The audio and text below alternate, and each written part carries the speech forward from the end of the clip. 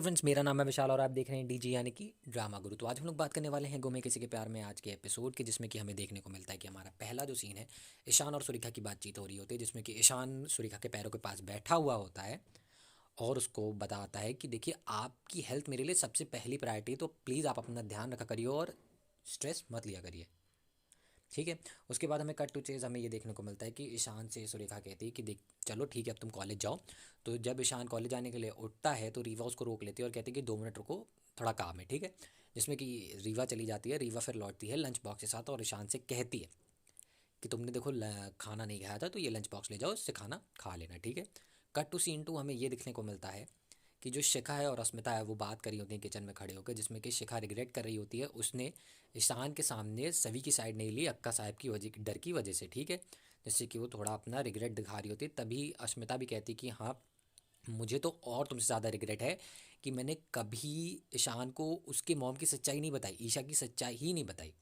ठीक है। उसके बाद हमें देखने को मिलता है कि जब इन दोनों की कॉन्वर्सेशन चल रही होती है तभी निशिकांत वहाँ पे आ जाता है और अस्मिता से कहता है कि देखो, मैंने तुम्हें कल एक फ़ाइल दी थी, वो नहीं मिल रही है, मुझे देखने को, मुझे ढूंढ के दो।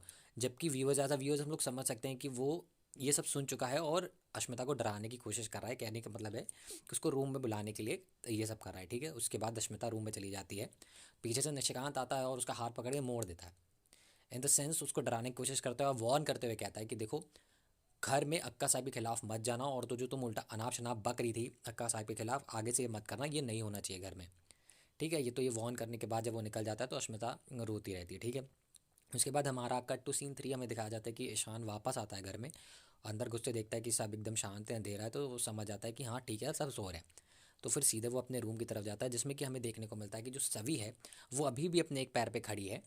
और ये देख के ईशान पूछता है कि तुम अभी तक अपने पैरों पे खड़ी हो? तो वो पलट के जवाब देती है, हाँ बिल्कुल, आपने ही तो मुझे सज़ा दी थी, इसीलिए मैं पैरों पे खड़ी। तो ईशान कहता है कि मैंने तो गुस्से में कह दिया था, तुम्हें अपने पैरों पे खड़े रहने की ज़रूरत क्या है इतना। ठीक है। तो कहती कि आप इतने ज़्यादा खड़ूस है, समझ ही में नहीं आता आप कब गुस्से में कह रहे हैं कब नहीं गुस्से में कह रहे हैं। तो कहता है कि ठीक है, अब तो समझ में आ गया ना, चलो ठीक है, अब अपना पैर नीचे रख लो। तो सभी अपना पैर नीचे रखने की कोशिश करती है, लेकिन वही पुराना बॉलीवुड वाला सीन, गिर जाती है, ईशान पकड़ लेते हैं। ठीक है। ये सीन होने के बाद हमें दिखाया जाता है कि ईशान जो है उसके पैरों पे स्प्रे करता है और उससे कहता है कि ठीक है, अब तुम बेड पे थोड़ी देर आराम करो। तभी सभी को यशवंत बुलाता है, तो सभी जाती है यशवंत के पास। एक इसके बाद हमें देखने को मिलता है जो यशवंत है वो पूछता है कि तुम, मुझे पता चला कि तुम दीवार मतलब खिड़की से कूद कर गई थी मिलने अपने कमिश्नर से। तो वो कहती हाँ, वो कमिश्नर मेरे अंकल हैं। तो फिर वो पूछता है कि क्या बात हुई और कितनी देर बात हुई? तो वो कहती है कि ये आप क्यों पूछ रहे कहीं? तो फिर वो पलट के जवाब देते एकदम बॉसी टोन में कि जितना पूछा जाए उतना ही जवाब दो, है ना, टिपिकल डायलॉग। उसके बाद हमें देखने को मिलता है कि सभी उसको सारी चीज़ें बताती है कि 10-15 मिनट बात हुई और हमने वही पुरानी पुरानी बातें करी और मैंने उनको बता दिया कि मैं सभी, जो कि विराट और सई जोशी की बेटी हूँ। ठीक है। उसके बाद फिर वो क्या पूछता है कि क्यों, तुमने तो फिर हमारी कंप्लेन कर दी कि हमने तुम्हें कॉलेज जाने से रोका एंड ऑल सारी चीज़ें तुम्हारे साथ करी।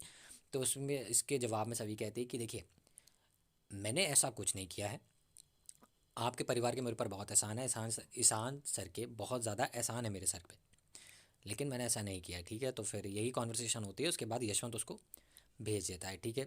तो जब वो अंदर आती है वापस तो हमें कमरे में सीन देखने को मिलता है कि ईशान अपने बेड के पास खड़े हुए होते हैं, कुछ काम कर रहा होता है। सभी अंदर आती है और रेडियो चल रहा होता है, जिसमें कि वो बोलता है कि अब रात के 12 बज चुके हैं, वैलेंटाइंस का डे आ चुका है एंड ऑल दैट, ये सारी चीज़ें चल रही होती हैं। इसी के बीच में ईशान सभी को फ़ोन देते हुए कहता है कि लो ये लो, इसी की वजह से थोड़ी दिक्कत हो गई, अगर तुम्हारे पास तुम्हारा फ़ोन सही से चल रहा होता तो इतना बड़ा स्यापा, मतलब इतनी बड़ी प्रॉब्लम खड़ी नहीं होती। ठीक है।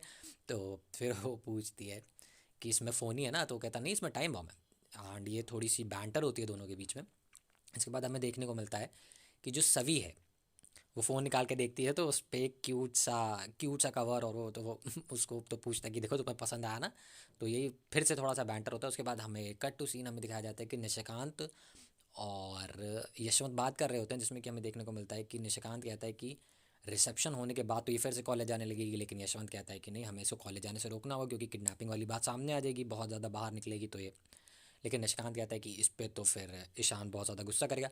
तो यशवंत मार मत बॉसी टोन में थोड़ा सा साइड में होकर कहते हैं कि देखो, हम बढ़िया सा प्लान बनाएंगे, अगर प्लान बनाएंगे तो ईशान भी हमारी साइड होगा। ठीक है, यहाँ पे हमारा एपिसोड एंड हो जाता है।